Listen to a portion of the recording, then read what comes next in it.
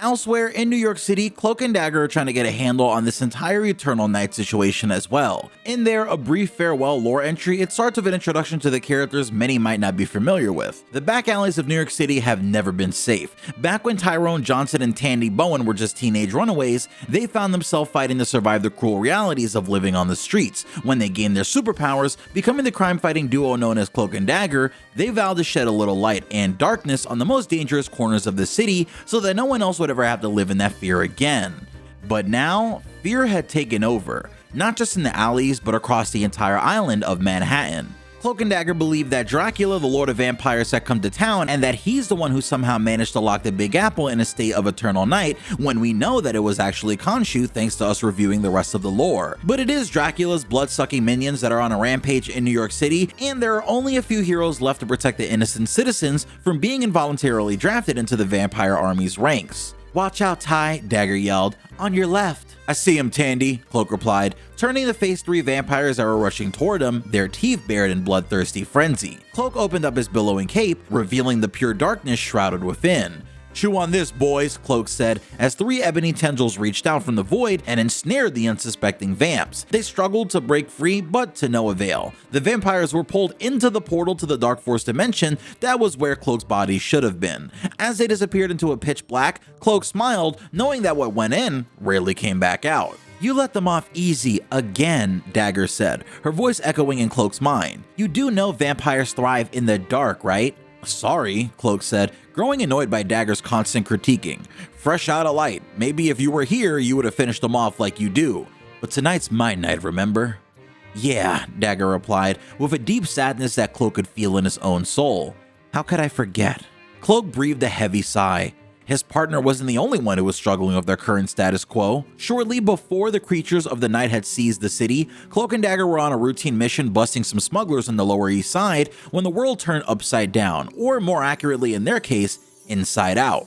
Normally, a few petty criminals would never have stood a chance against a pair of seasoned superheroes like Cloak and Dagger, but during their fights, something strange happened. A burst of light appeared in the sky, brighter than anything Dagger had ever conjured with her own light force powers. As it washed over the city, Dagger instinctively leapt into Cloak's portal, and the two teleported away to safety, as they had done countless times before. Cloak re-emerged shortly after, safe and sound, but when he opened the folds of his cape, Dagger didn't follow. Cloak feared that his partner had become lost in the Dark Force dimension, but those fears were quickly negated when he heard Tandy's voice in his head as clear as day. She was there with him, but at the same time, she wasn't. Cloak opened himself up again, straining with all of his might as he tried to summon Dagger's physical form through the portal within him. Suddenly, beams of pure life force erupted from Cloak's body, causing him to let out an anguished scream, and where he had just stood, Dagger had taken his place. But now Cloak was gone, and yet he wasn't. If he had been thrust back into the Dark Force dimension, he could have easily navigated his way back out. But this was something else entirely. It was as if Cloak was looking at the world through Dagger's eyes.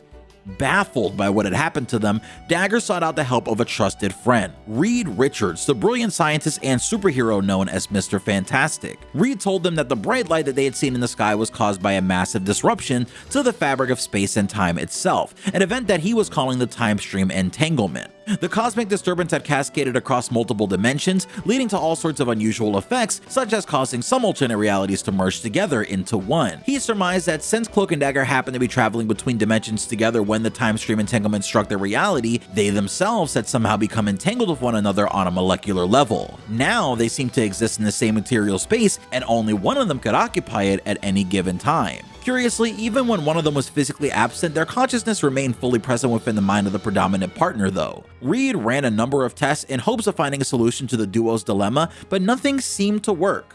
He promised the young heroes that he wouldn't give up, but for now they would have to make the best of their new situation.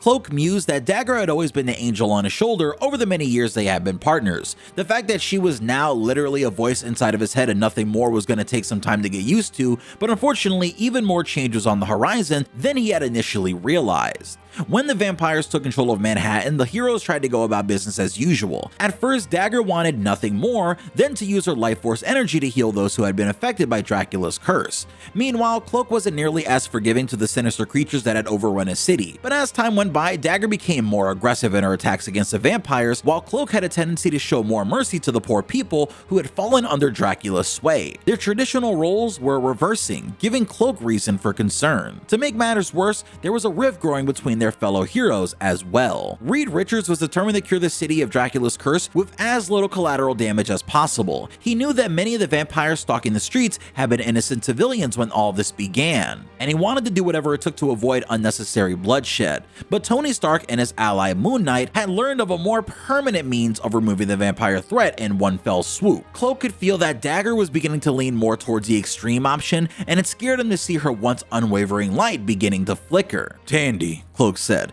finally working up the courage to confront his partner about her descent towards the darkness. "We've got to talk."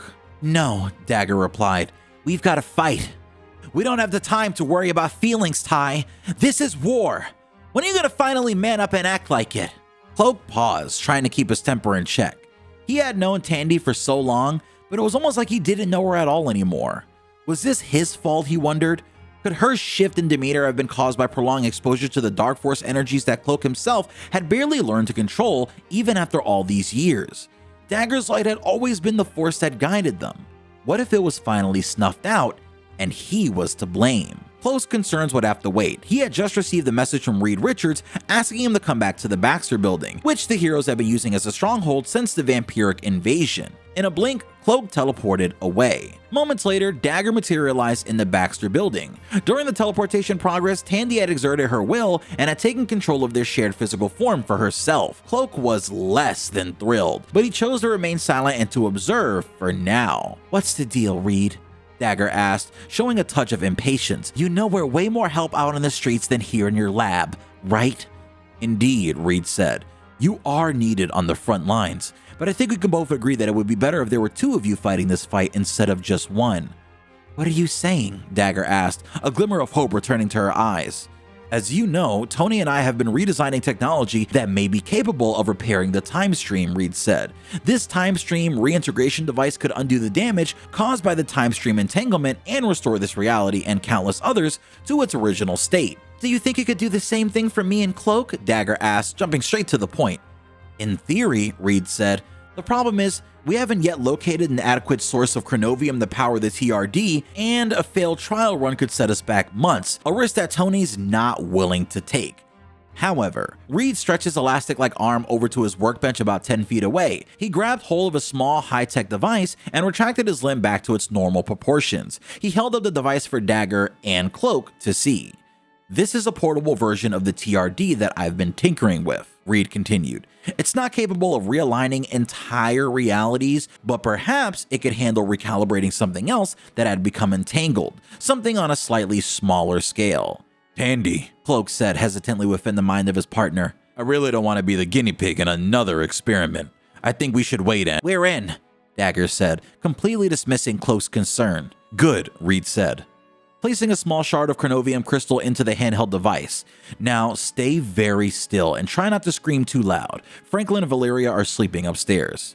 As the device activated, it bathed Tandy in a crackling cascade of energy. She grimaced in pain, feeling as though she was being ripped in half, and in essence, she was. The device was extracting Cloak's molecules from her own in hopes of allowing both young heroes to live as separate beings for the first time in ages. When the energy faded, Dagger still remained, and Cloak stood by her side. "He did it!" Dagger exclaimed, wrapping her arms around her partner in glee. "Yeah, great," Cloak said, clearly less enthusiastic about the process. Part of it was because Dagger had gone against his direct wishes, but Cloak also had a deep fear that he would no longer be able to keep his partner's emerging darkness under check now that they were separated. Reed said, putting a hand to his chin as he studied the readings of his handheld TRD. "What's wrong?" Dagger asked nervously. "It worked, didn't it?"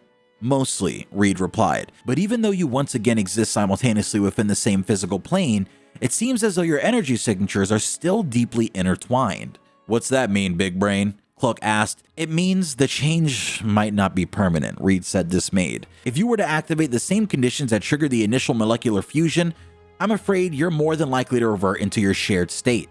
"So no more teleporting then, All right, works for me," Dagger asked. But that's like my whole thing," Cloak replied. "Not anymore, partner. You can do lots of other stuff with your dark force, right? Get creative."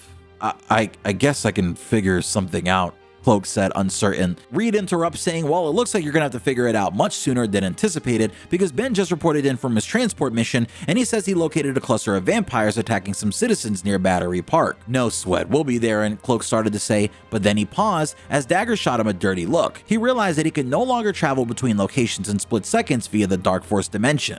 Can we borrow a Fantasticar?